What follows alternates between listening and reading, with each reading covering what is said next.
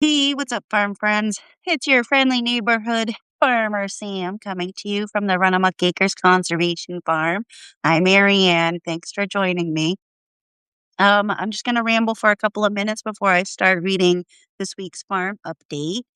I'm on my lunch break right now. It's pretty hot today, 90 something degrees here in Maine, which is pretty, it's like August weather for us, and it's only June. I seem to have more of an issue with it since I got heat stroke a couple years back. And I'll step out the door and it feels like, oh, this is great. This is okay. I can manage this. And even going across the lawn, all that green grass and the trees, and the temperature is not too bad. But then you get in the garden on all of that bare soil and the heat, just pounding down. And I'm like, holy moly, I can only do, I had to stop by like 11. I really wanted to push longer, but by 11 it's just too hot. So I was like, I'll take a lunch break. And it gives me a good excuse to sit in the office and read my post. And then I'll go back to the garden later. So now the kicker is, can I get through all of this before Bray texts me that he's ready to come home from work? So we'll see how we do. I think we have plenty of time to get it all done. So without further ado, I will read Without Wheels, the Farm is an Island, planting an oasis in the middle of a rural desert. And if you guys have any questions or comments, go ahead and leave them in the chat and I'll take a look at it at the end. It can be questions about the post, or it could be growing questions that you might have. We can talk about that at the end, okay? So, covered in a grime of sunblock, sweat, dirt, and probably no small amount of manure, I wiped my forehead with the back of my arm.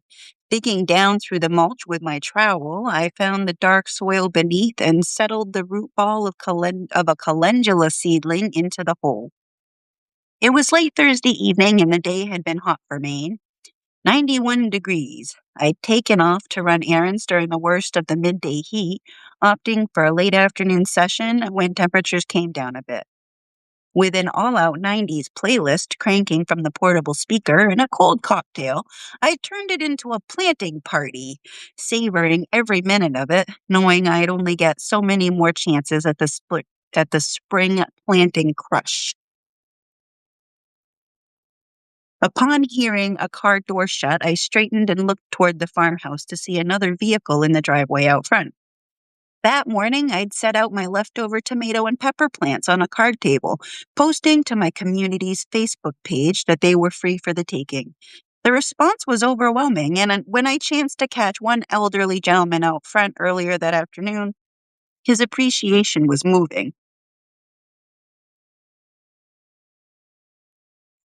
He asked if I still made deliveries to Stratton, some 45 minutes northwesterly of us along the upper Carabasset River. And I said no, but we'd have fresh veggies on the farm stand in just a couple weeks. It's so hard to find good fresh vegetables, he lamented. He told me that he and his wife live in Lexington, 20 or 30 minutes north on the east side of the mountain range, an area that's even more remote than New Portland, if you can imagine that. This conversation stuck with me, and it replayed in my head as I planted. The food desert reality. When I was finally able to go farm shopping, I wanted to stay in the school district where my kids were enrolled. There were a whopping 5 properties in the area that met the USDA's criteria for a viable farm, and every single one of them was in New Portland. I've complained about our location periodically. In the middle of no man's land between the Kennebec River Valley and the Carabasset River and Bigelow Mountain Range, we're 10 to 20 minutes from the nearest town, depending on the direction, 40 minutes to the nearest city. Driving through on Route 16 or 27, someone from away might not even realize we're a town at all. Our remote location has made it incredibly difficult to entice participants to workshops and on-farm events. Even getting customers to the farm stand is a challenge. Getting someone on a Zoom call is far easier than getting them to drive 2 hours to West Bumfuck, Maine. All across the country, rural areas exactly like this are facing the same reality. Small town America is dead or dying. The mom and pop stores, long since forced out by big box stores in more metropolitan areas, small farms eaten up by subsidized agriculture. In our area, there aren't many small farms offering good and honest fresh vegetables.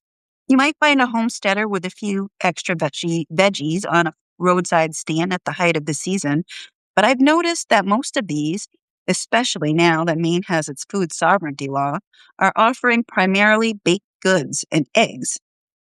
Vegetables are harder to produce reliably and therefore harder for locals to find.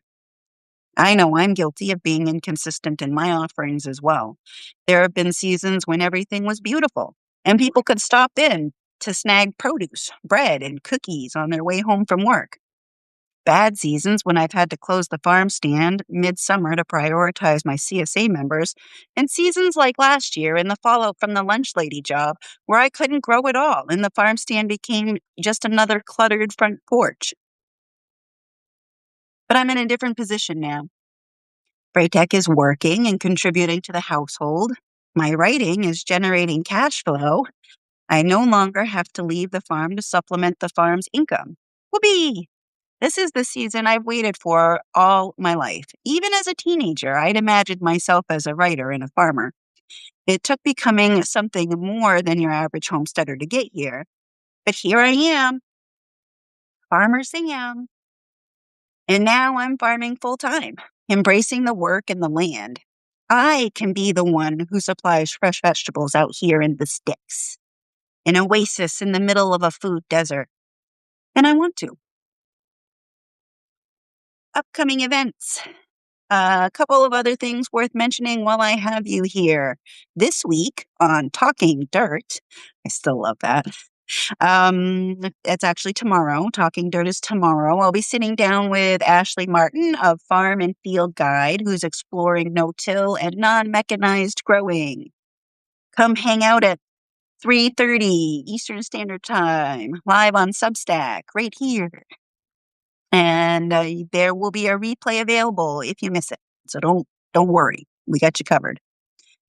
And if you've been looking for a way to go deeper on the practical stuff, I've got a full season of workshops lined up. The first one, Integrated Pest Management for Your Garden, is Wednesday, June 18th at 6 p.m.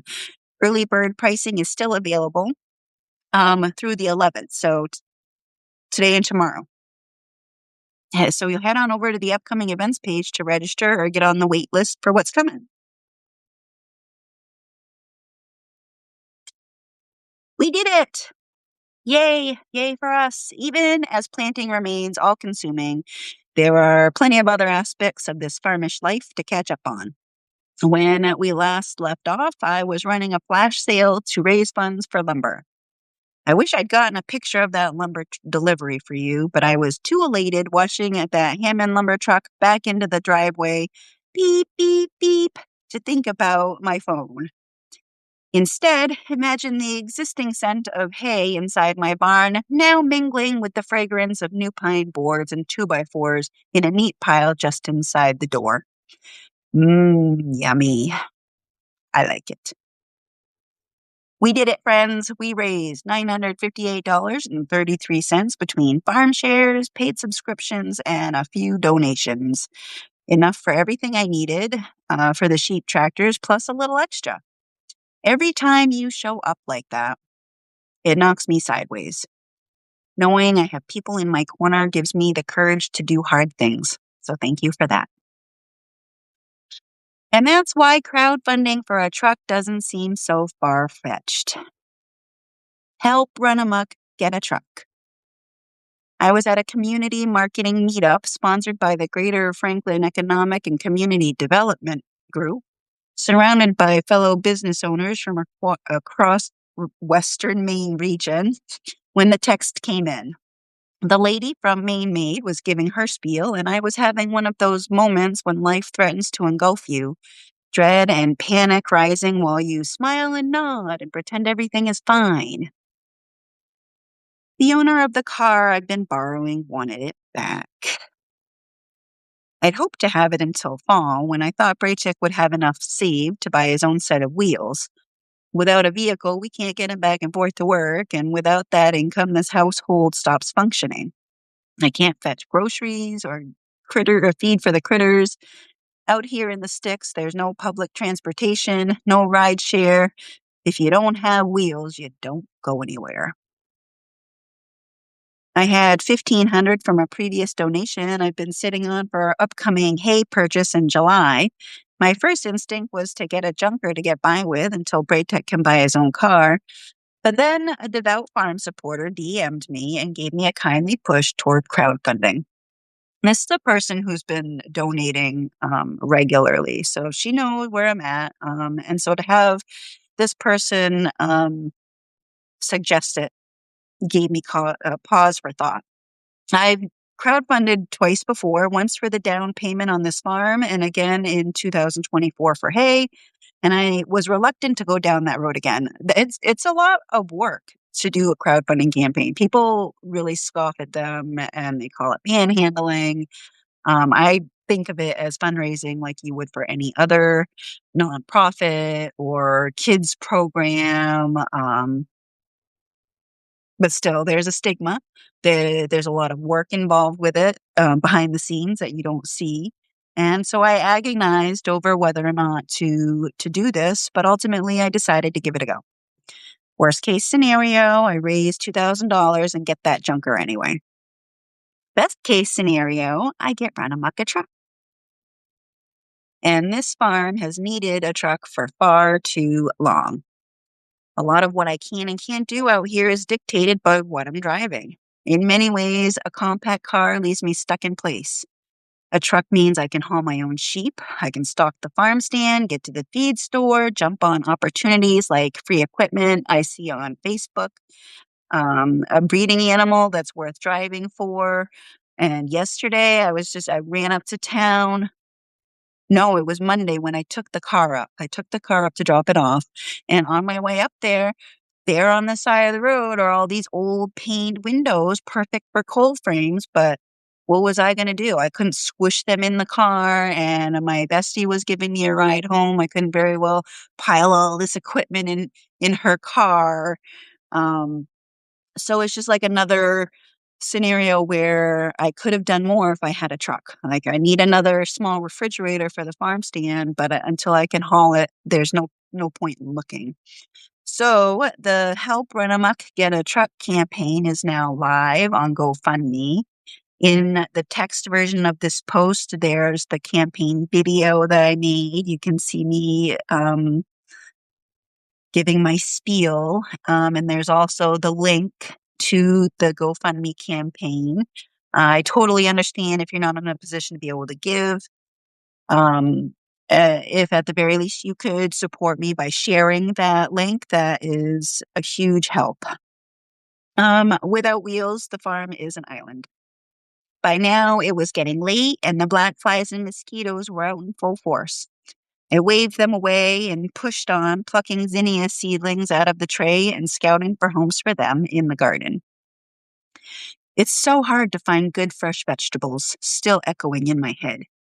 Maine has lost over 560 farms since 2012, and a third of rural Americans live more than 10 miles from a grocery store. It's not just Maine. Other roadside stands have eggs and cookies, but I'm gonna put veggies on mine. The nearest Hannaford is 40 minutes from me. And technically we have mainly provisions up in Kingfield, which is 10 minutes from me, but the availability is limited.